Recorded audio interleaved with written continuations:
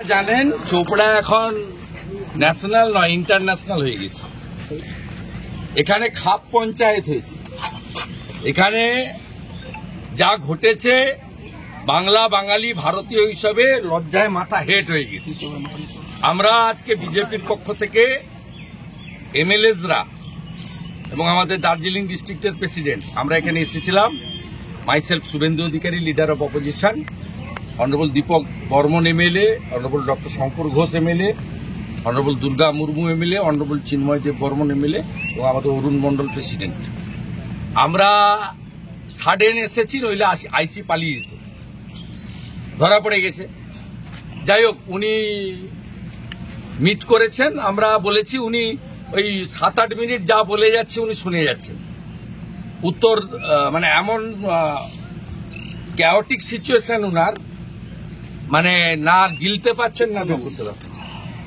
আমরা উনাকে ক্যাটেগরিক্যালি বলেছি যে এখানে হামিদুর রহমান হচ্ছে প্যারালাল অ্যাডমিনিস্ট্রেশন চালায়, এবং যেদিন গভর্নর এখানে আসবেন বলে বলেছিলেন, পরে শিলিগুড়িতে তিনি ভিকটিমদের সঙ্গে মিট করেছেন, তার আগের দিন আমার কাছে প্রমাণ আছে বিডিও এবং ওসি হামিদুরের বাড়িতে গেছে। তার আগে অ্যাডিশনাল এসপি এবং ডিএসপি এসডিপিও হামিদুরের বাড়িতে গেছে। হামিদুর রহমান এখানে পঞ্চায়েতে ভোট করতে দেয় না, খুনের রাজনীতি, গুন্ডাগর্দি, এখানে কোনো মানুষের গণতন্ত্র নেই, কোনো দলের অস্তিত্ব রাখতে চান না। এবারেও অন্তত 150 বুথ লুট করে 1 লক্ষের বেশি ভোট লিড নিয়েছে, যেখানে দার্জিলিং লোকসভা বিজেপি জিতেছে, 6টাতেই লিড আমাদের।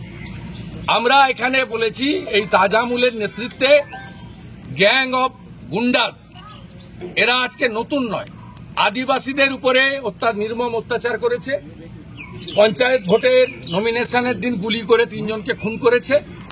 এবং আমি ভিডিও 2 ছেড়েছি, ভিডিও 3, 4, 5 আমার মোবাইলে আছে, সেটাও আপনারা দেখতে পাবেন।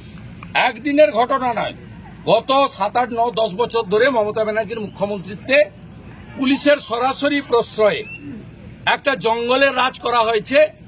আমাদের মনে হচ্ছে চোপড়াটা ভারতের বাইরে। আজকে চিফ সেক্রেটারি মিস্টার গোপালিকাকে লিখেছি, কোচবিহারে এবং চোপড়ার ঘটনা সিবিআই ইনভেস্টিগেশন করার জন্য রাজ্য সরকার হ্যান্ডওভার করুন। আমরা ডিমান্ড করছি পুলিশের সঙ্গে যুক্ত, যদি না করেন আমরা আইনি পথে এই মামলা, এবং চোপড়ায় একটা লোক 12টা নন বেলেবল কেস আছে, তার কেশাগ্র স্পর্শ করতে পারেনি এরা। 3টে মার্ডার কেসে এই তাজামুল বলে যে গুন্ডাটা যুক্ত, এর র্যাকেট আছে। এমন ফিয়ার সাইকোসিস, ভয়ের পরিবেশ করা হয়েছে। সেই মহিলা বলছেন, যারা ভাইরাল করেছেন মিডিয়ার বিরুদ্ধে আমার অভিযোগ, যিনি মারলেন, অত্যাচার করলেন, তার বিরুদ্ধে অভিযোগ নেই। এটা উনার মনের কথা নয়, এটা উনার মুখের কথা। Due to huge pressure and fear সাইকোসিস, ভয়ের পরিবেশ তৈরি করেছে।